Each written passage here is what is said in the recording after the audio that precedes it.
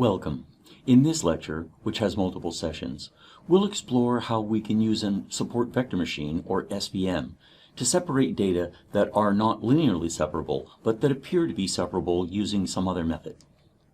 The main concepts are, we'll try embedding vectors in a higher dimensional space. What we'll discover is that there are kernel functions that will allow us to do the dot products efficiently. One of these methods leads to a result that's called a gram matrix. And the kernel trick in the support vector machine is using this gram matrix in the dual formulation. As we go through this lecture, let's try to remember what's the optimal decision surface for some data that are separable, but they're not linearly separable. Here's an example. Suppose that we have class +1 and class -1 labels for data, and this is the label.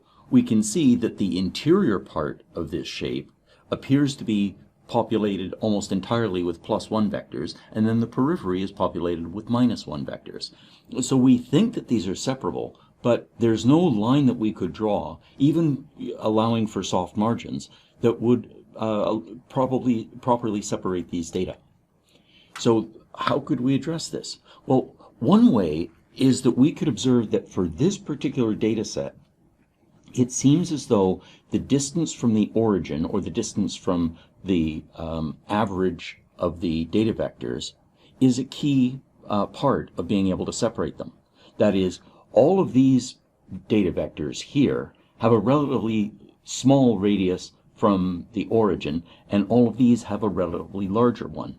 So instead of transforming from, for example, Cartesian coordinates to polar coordinates, let's try adding the square of the distance from the origin as a third coordinate to the vectors.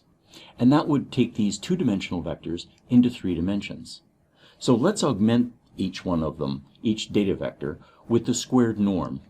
And what we see is that the interior points have a lower squared norm, the exterior points have a larger squared norm, and indeed in this 3-dimensional space it's possible to draw a hyperplane that separates the class +1 data from the class -1 data.